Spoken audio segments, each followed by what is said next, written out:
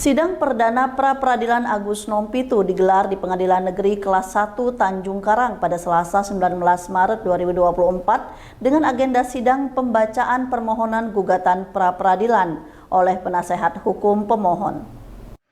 Sidang pra-peradilan Agus Nompitu di Pengadilan Negeri Tanjung Karang yang digelar pada hari Selasa 19 Maret 2024 dipimpin Hakim Tunggal Agus Windana. Sidang dihadiri pihak termohon dan tim dari Kejaksaan Tinggi Provinsi Lampung.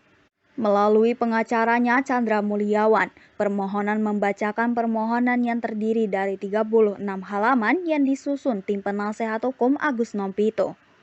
Antara lain Chandra Mulyawan, Anggit Anugroho, M. Prabunatagama, Kodri Aubadillah, Rian Rizky Dermawan, Oktan Trias Putra, dan Fitri Rohmadanita.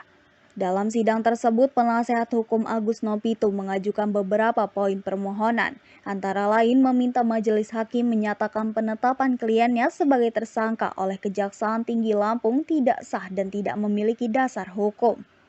Selain itu, majelis hakim diminta memulihkan hak-hak kliennya dalam kemampuan, kedudukan, nama baik, dan harkat serta martabatnya, dan membebankan biaya perkara kepada negara.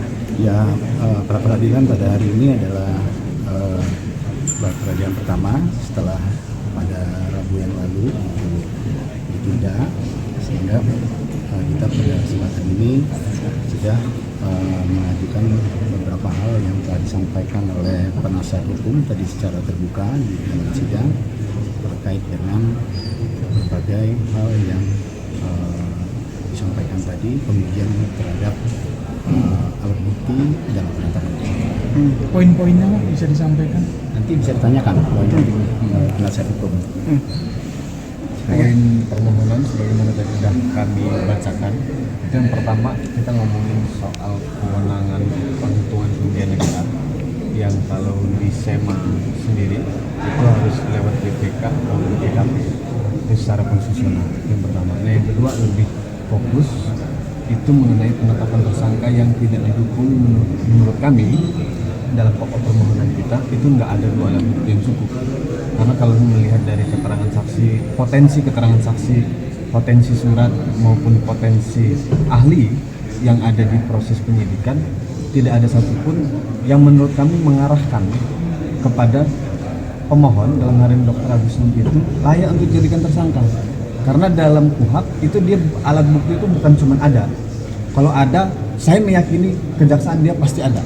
Nah, tapi apakah alat bukti yang ada itu merujuk kepada membuktikan kesalahan atau peran kepada Dr. Agus Nompitu sehingga yang bersangkutan layak?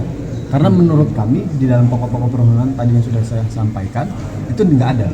Potensi alat bukti itu nggak ada. Nah, itulah kemudian yang kami gulirkan di dalam permohonan ini. Mudah-mudahan permohonan ini lancar, kita dapat membuktikan secara maksimal, ya kan? Kita dapat membuktikan secara maksimal dan harapannya juga dari pihak termohon juga menghadirkan, karena kan bukti-bukti ini sebenarnya penetapan tersangka, bukti-bukti yang itu sebenarnya ada di pihak termohon. Kalau merujuk ke dalam hukum pembuktian di proses keperdataan, alat-alat bukti yang ada yang dikuasai oleh pihak lawan itu mereka yang wajib membuktikan, begitu loh. Kami membuktikan apa yang kami miliki, makanya ini yang kita uji. Mudah-mudahan ini berjalan lancar.